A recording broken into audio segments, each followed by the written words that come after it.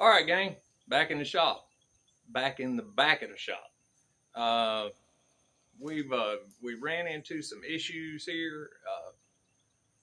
I put some additive in my water on my cut table, and it was leaving a little residue on the plate burnouts and a film, and we couldn't get rid of it. And it was wrecking our paint quality.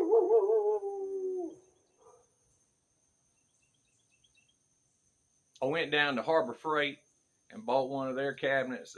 It's the upright model. The other one, the little cabinet, countertop cabinet, was being phased out. I guess, I don't know, they didn't have them at our local store, and so we bought the bigger one. And then I watched some YouTube videos on how to get it to run right. I knew that we were just purchasing the metal box. Really, the mechanics of it are anemic. They didn't work too good. That's what everybody said. Uh, I did basically the same mods that they did. I will turn you around and show you what we have. They were running a T. We put an elbow in. The purpose for the T was they had a little clean out at the bottom, and there's a gate door that dumps everything anyway. And we're outside, so we can hose it off, sweep it off out into the grass, and it's not a big deal if we have a little mess back here. Like I said, let me turn you around and show you what we got. This is our problem, I'm thinking. I watched, and they took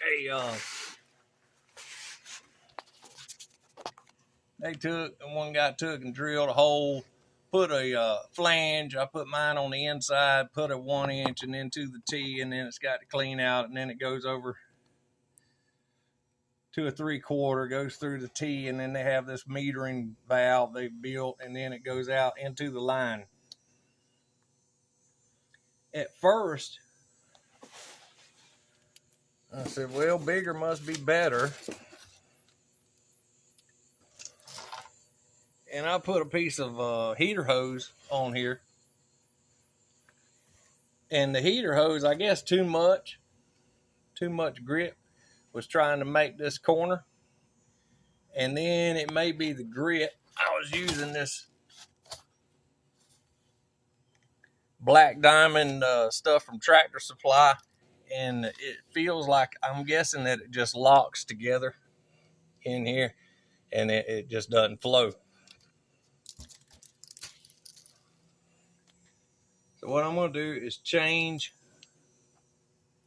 this out, and I'll show you what I come up with in just a few minutes. I'm going to take all this off. I'm going to put a 90 right here, and then take this piece and put it in line and put a plug or something on this part so I can clean out down here. Just hold tight. Okay, so attempt number 2, like I said, I'm going to put a 90 down here, so it might have a little bit more even flow. I had a 1 inch up there. I didn't have a 1 to 3/4 reducer, so I took a nipple, stuck it inside of another close nipple, and welded around, and then hooked my old 3/4 T on there with the metering valve assembly on it, and then necked it down to a piece of 5/8 ID, 7/8 OD vinyl hose from Home Depot, and then into the back of the gun. I'm going to put some grit in it and see what happens.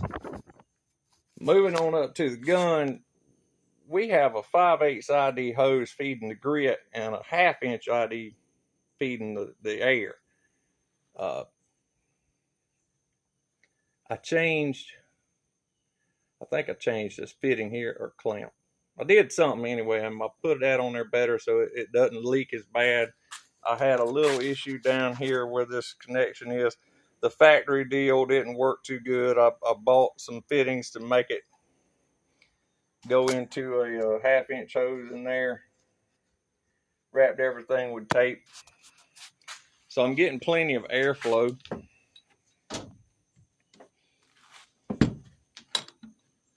We haven't messed with the latch. It seems like it's going to be fine.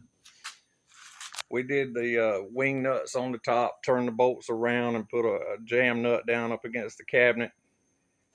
and then, you know, put the top on like everybody else does. And this is it. We've struggled with grit.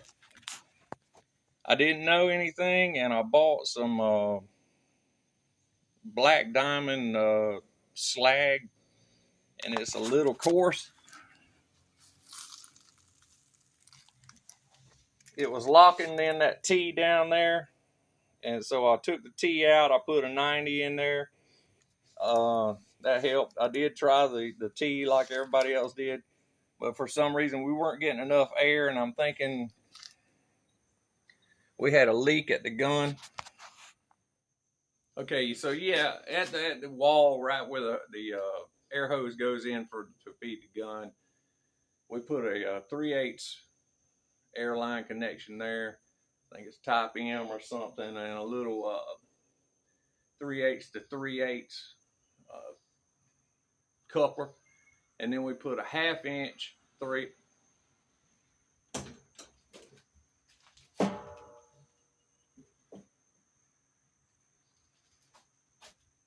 I think it's a 1/2 inch.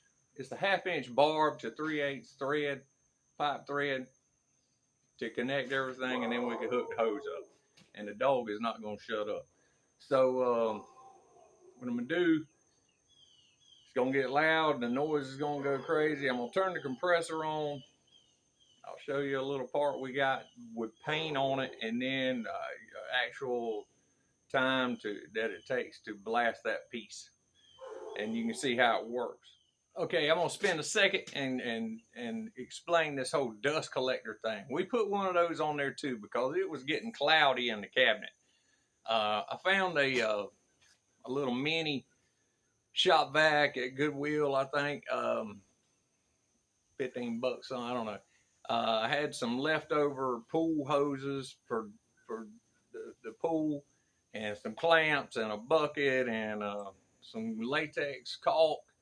And we just threw something together to see if that was going to work. All it is a flow interrupter between the vacuum cleaner and the cabinet. The bucket will catch it. You can run it in there at a little bit of an angle, and I'll do that. I'm gonna take the lid off, dump the dust, put the lid back on, do the blast demo. We'll check in the bucket, and you can see what gets trapped in the bucket from what we have. Being that it's pool hose and it's corrugated, it makes a heck of a whistling noise. But I'll turn that on in just a second and let you listen to that.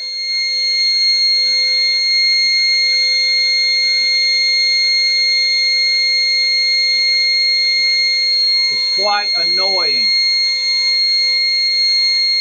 but it's outside. Also, very annoying. But anyway, everything's outside. The air compressor is sitting right beside the blast cabinet. And this is the piece. You can see how it has, this is painted, and this is how it worked out. This had a little moisture on it, but you can still see a little where we streaked across with the grinder trying to get the finish off. And this is all film from the additive in the water. We'll throw this guy in there and blast it.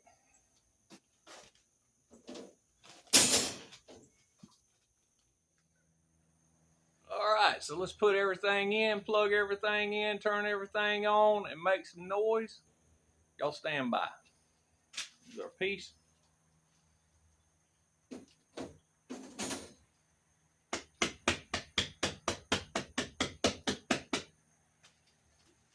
Give our grid a bump to get it down to the bottom. That's another thing. That seems okay.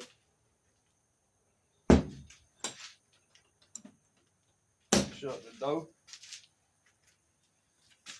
Turn our air on. Turn the whistle on. And go for it.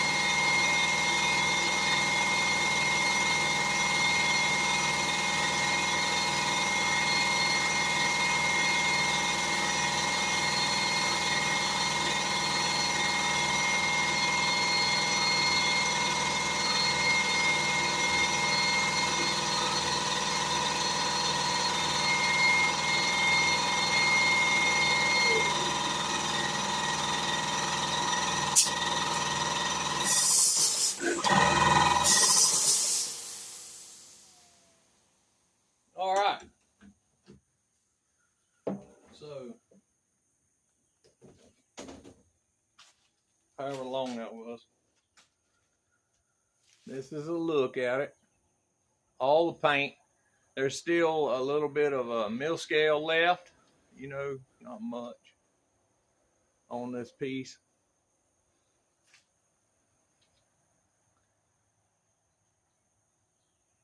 Could do a little bit more in here.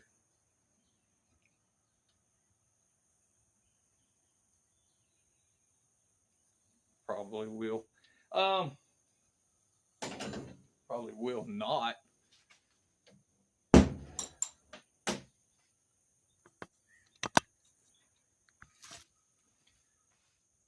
That's it. We use, I've finally settled on this stuff called 80 mesh glass bead Tractor Supply. It's a little high. It's like 30, 40, 50 bucks a bag, something like that. But it flows good. I'm looking at a deal where I can possibly take a steel drum, well, a little fitting in the bottom of it, elevate it up, and make a gravity feed for it later. But right now, I think this is a game changer. We're going to run it like this until we, you know, have a little more time and deem it necessary. But that is a way better finish, ready to accept paint than we've been turning out. We've been just getting them off the table, knocking the dross off of them, skinning them over, wiping them down with a rag, and hit them with paint, and that does not work. It's got to have a little bit of a profile for the paint to stick. Paint lays more uniformly, your part looks better, and you can get a better price. In my opinion, the little cabinet, yeah, it's just that. It's just a cabinet. You swap a few parts out, play with the tips. They give you, I think, four of these little nozzles that go with it. We tried a couple of different ones yesterday. I think I have the next to biggest one in there on the gun now. It's flowing good, seems good. If you was on the fence about buying a little cabinet for the money, I couldn't build one of these cabinets for this money. It's a blast cabinet. It's for a little shop. You're a little hobbyist at home, I recommend it. I may try something with some railroad spikes or something like that are straight out of the field and see how it works on that. But right now we're just trying to worry about getting paints, parts to be painted. We're gonna go with it. Like, share, subscribe, comment. This is Mo Dammit. Tiger Creek Iron Works out.